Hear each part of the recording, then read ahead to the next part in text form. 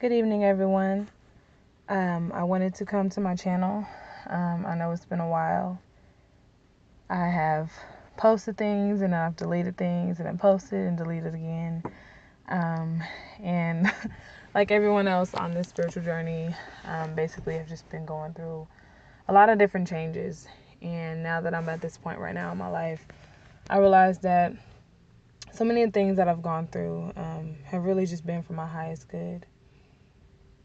And I say that because today was a really emotionally draining day, and a day where I basically I found my voice.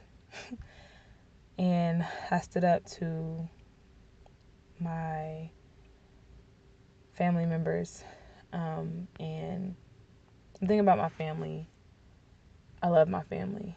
I love and I feel very fortunate and grateful to have the family that I have. Even if they don't understand, even if they are not on this spiritual journey, to my knowledge, I am a life path 11. I am the baby of the family. So I basically have, and I see now how I've had a lot of protection. And I believe I've had a lot of protection from a lot of things. And a lot of times, basically, I second guess myself, second guess my own ability to make decisions or to communicate things to people and let people know, because I've loved my family. I've always tried to please others. I've tried to make sure that I didn't offend or say anything that would, cause someone else to react or respond or whatever the case was. I basically, and again, not in a way of not trying to hurt people's feelings, which that is one case too, but a lot of it really was just that I felt that in order to keep the peace, that I was to keep what I was going through to myself. I felt a lot of times to my family that I was a burden. And not that they've ever verbally said anything, but again, I've always felt like I was too much, or just I'm very sensitive, and just my upbringing with my parents, it was a lot of emotional drama. My parents got divorced when I was young, and it was just a lot of drama. And I saw things, I mean, I just saw my parents at a place of weakness for both of them, and they, it was two different things. So my father, emotionally distant, and my mom was over emotional. And so again, seeing both of my parents at the ends of a spectrum of when it comes to emotions, I didn't growing up. I didn't see someone who was able to balance that. Who had a balanced emotional life and a healthy emotional life. And in turn, I took upon the role. I think it was my temperament, anyways, but just I I would just keep my emotions in check. That was the way I protected myself, was to not be vulnerable, or to take care of my mom when she had things going on with her emotions. And with my dad, it was that I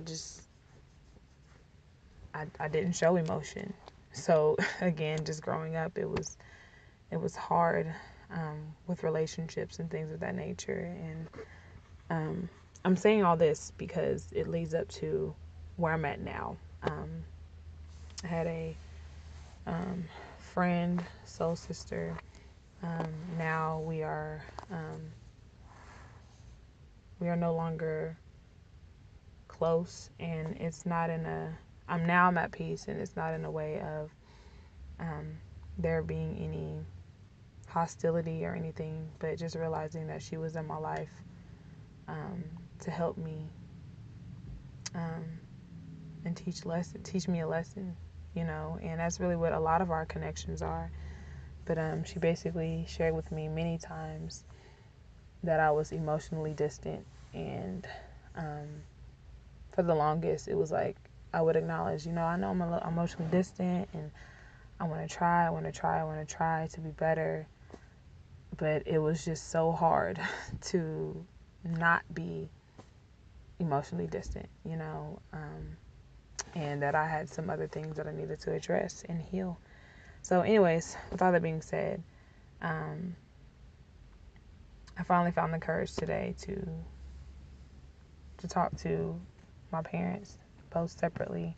I talked to my mom last year, actually, and really just me learning how to set boundaries, because I love my parents, I love my family, but I know that there's boundaries that I have to set because I love myself, and that I'm now at this point where, just as a child, I always felt like I was responsible for them and their emotions and how they did things, and I realized, like, no, I'm responsible for myself, and that's what I can do is continue to pray and continue to ask that God continues to work in their lives.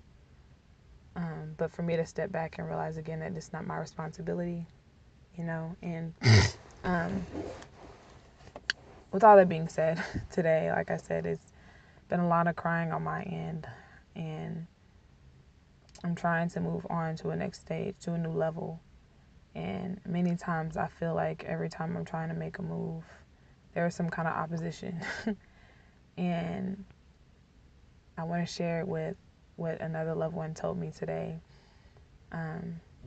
She said, don't let this defeat you. She said she would tell me, I'm so proud of you. You've done so much. You've grown so much. She said, even if you haven't seen it or you don't realize it, you have grown so much. Don't let this defeat you. Keep fighting. And it really helped me, because at that moment I felt really defeated. I felt like all this work that I've been putting in on this journey, that I'm still here. And I just want to tell everybody else out there who is on this spiritual journey, who is continuing to grow every day, to not give up. It's coming. Whatever God has shown you, whatever source, our most high creator, there's only one God. God is love. Whatever he has shown you, it's going to happen. And I know a lot of times on the twin flame journey, spiritual journey, awakening journey, whatever you want to call it, a lot of times the focus is on the divine counterpart. And for me, most definitely, I love my divine masculine, and I'm excited. I know at this point now, I feel at peace, and I know that God's going to reunite us when it is in his time. And a lot of times it can be really hard in this journey, which I will share some other things that I've learned along the journey over the years.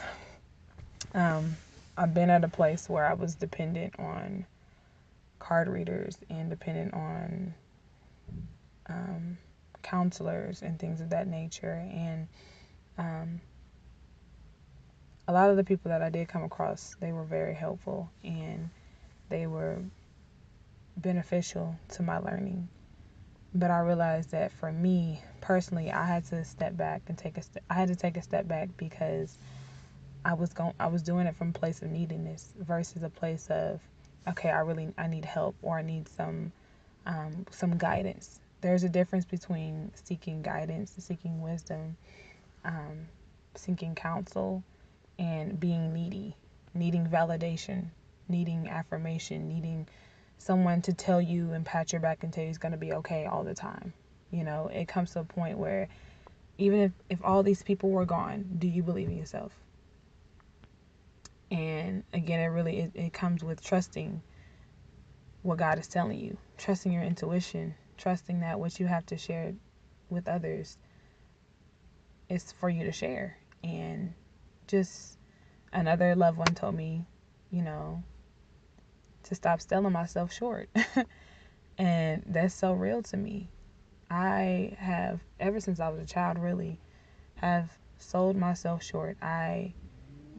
It's like in me, I know and I see myself being bigger, but yet the fear, or I'm feeling like, oh, well, I don't have enough money. I don't have enough resources. I'm not talented enough. I don't have this. I don't have that. Okay, well, maybe, at times I'm not pretty enough. Let's just be real on this journey. These insecurities that I've had have made me feel like, okay, I know I see myself being up here, but I'm just going to go ahead and settle for down here because this is what I think I can do. But, again, a loved one told me, stop, don't sell yourself short, and that just made me realize, what, I am royalty. I come from a royal lineage, and that's not in a way of being arrogant. It's not in a way of being self-righteous or holier than thou. It's just the fact that I know that I'm a child of God. I'm a child of the Most High. And that there are so many blessings, so many things that I have in my life that I've been blind to or I didn't realize.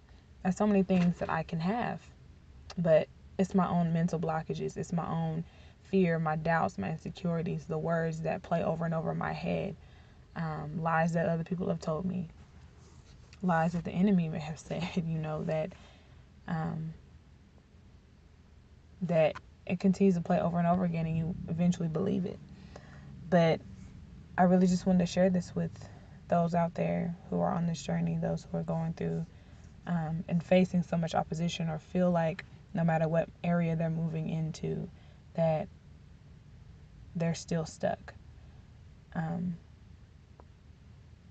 Enjoy life.